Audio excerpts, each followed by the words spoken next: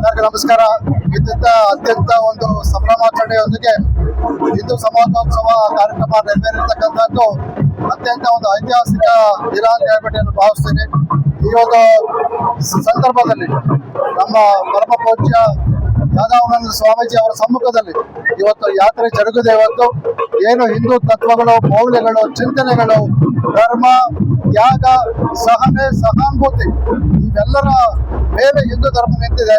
ಅದನ್ನು ಮುಂದುವರಿಸಿಕೊಂಡು ಎತ್ತಿಡಿರ್ತಕ್ಕಂಥ ಕೆಲಸ ಮುಂದುವರೆದು ನಾವು ಮಾಡಬೇಕು ಅಂತಕ್ಕಂಥದ್ದು ಒಂದು ಪಣ ತೊಡಲಿಕ್ಕೆ ಈ ಒಂದು ಸಮಾಜೋತ್ಸವ ನಡೆದಿರ್ತಕ್ಕಂಥದ್ದು. ಈ ಸಮಾಜೋತ್ಸವ ಈ ದಿನಕ್ಕೆ ಮಾತ್ರ ಸೀಮಿತ ಆಗಬಾರ್ದು, ಇದು ದಿನ ನಿತ್ಯೋತ್ಸವ ಆಗಬೇಕು.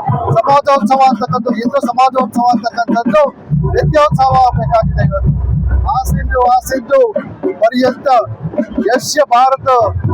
ಯಶ್ಯ ಭಾರತ ಮುಂದಹ ಅಂತಕ್ಕಂಥದ್ದು ಏನು ಸಿಂಧೂ ನದಿಯಿಂದ ಹಿಡಿದು ಇವತ್ತು ಹಿಂದೂ ಮಹಾಸಾಗರದವರೆಗೂ ನಮ್ಮದು ಸಾಮ್ರಾಜ್ಯ, ನಮ್ಮದು ದೇಶ ಅಂತಕ್ಕಂಥ ದೇಶದಲ್ಲಿ ವಾಸಿಗಳು ಎಲ್ಲರೂ ಹಿಂದೂಗಳು ಅಂತಕ್ಕಂಥದ್ದು ನಮ್ಮ ಭಾವನೆ ಇರತಕ್ಕಂಥದ್ದು.